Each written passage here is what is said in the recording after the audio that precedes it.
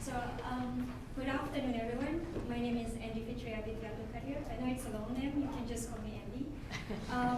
I am a PhD student under the supervision of Dr. Natalia Stepanova and Dr. Ali Gorbani. So, today I'll be presenting one of our research projects on mobile security area. How many of you here do mobile banking? Good. Mobile banking on Android? Okay, few. How about iOS?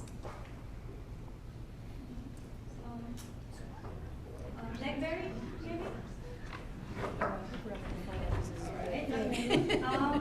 Windows Mobile. Alright. Okay. For those who raised your hands just now, congratulations. You are now part of statistics. But no worries, because there are 80% of internet users carry out the financial transaction, and 40% of them do it on mobile. And what is more, like 43% of the internet users become the victim of the financial threat, including the banking malware attacks. So now, what is banking malware? A few years ago, before the appearance of the Android, the malware was only capable of capturing the authentication information of the victims. The malware can capture your username and your password. That's it. But as the malware goes mobile now and migrating into the mobile platform, they are becoming more sophisticated and very advanced. And the fact that the nature of the mobile phone itself, where it stores a lot of information, like your personal information, right? Sensitive information. And I believe that most of you here use your mobile phone for almost everything, from taking picture, taking a selfie, to socializing. And because of these, the banking malware now can capture your SMS messages, and they can also record a video of your screen while you log in into online banking. And they also steal a lot of your personal information. So for the cyber criminals now, the reason they come with an advanced banking malware is because they know that the information has a value. And of course, money is the motivating factor behind it. So let's take a look into an example here. Okay, for Android users just now, what will you do if you see this screen alert? Would you click this? Yes? No? Yes? If yes, then you will be infected, and you're gonna get this screen. And this is because of the malware is able to launch a fake website, and it will give you, redirect you into another website exactly looks similar to your online banking. And they also try to trick you into entering your credential information. And with the recent sample now, in 2016, they combine with another technique which is called as ransomware. So they are not only capturing your username and your password, but they also lock your phone. And in order for you to unlock your phone, you have to pay some amount of money as a ransom. So with this situation, we found that there is a significant gap in understanding the nature of the Android banking malware and its characteristics. So this provides an insight for us to study and to do some analysis on the Android banking malware. And here, the idea was to understand how the Android banking malware behave, what are the techniques used by the cyber criminals, and what is the unique characteristic of the malware. So here we come up with a methodology where we have several stages. For example, the data collections and data grouping, data extraction and analysis and visualization.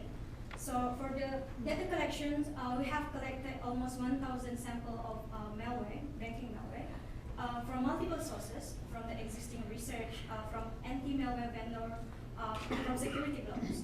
And our data set includes the sample from 2008 when the first mobile malware appeared, 2015. And after that, we grouped these hundreds of malware samples into families, such as Benbot, Sidmore, and many more.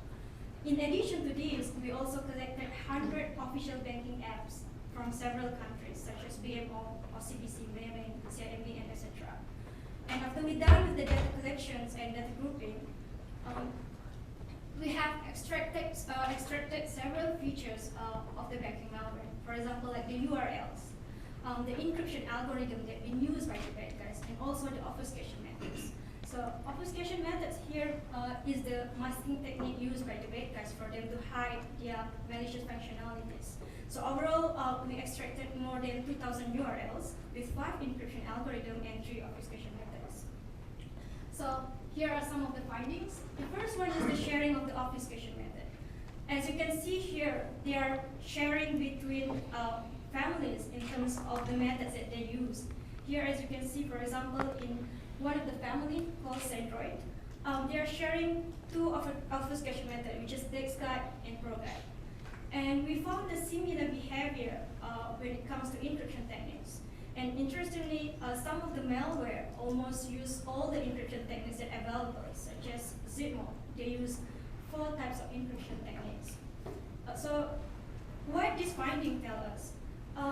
We know that this is the indicator that tells us that the banking malware share their resources.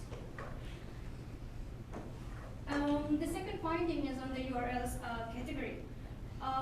We categorize the URL into several categories, such as the URL that contains files, because you know that some of the propagation methods that they use, they try to redirect it to the links. And the second one is files, the LD domain, and popular websites such as the Facebook and the Twitter.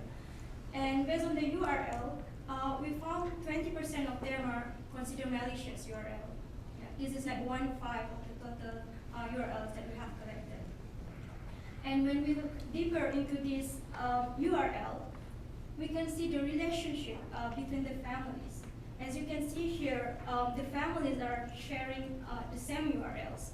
And this again tells us that the cyber criminals are reusing the same resources.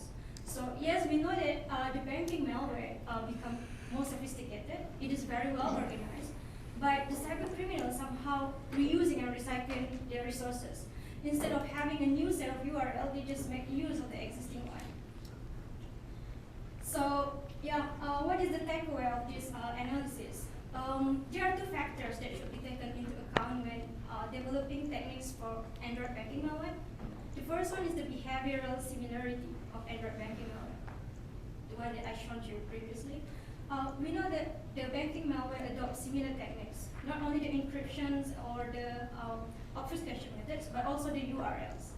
And the second one is the evolution of the banking malware. They are becoming more sophisticated over time, and they try to use as many techniques as possible in their criminal infrastructure. They combine banking with ransomware techniques.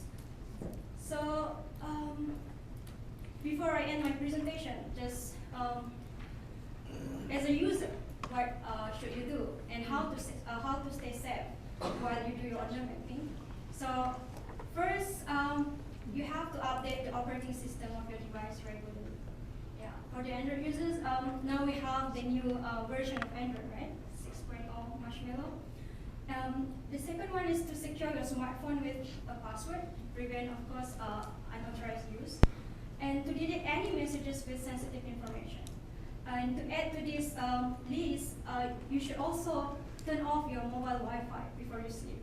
This is the new article that I read, I think last night, because by doing that, you actually avoiding the attack to be operated while you're sleeping, because some of the malware, they can tell if your phone is idle and they're gonna run the attacks. So yeah, make sure you turn off your mobile Wi-Fi before you sleep.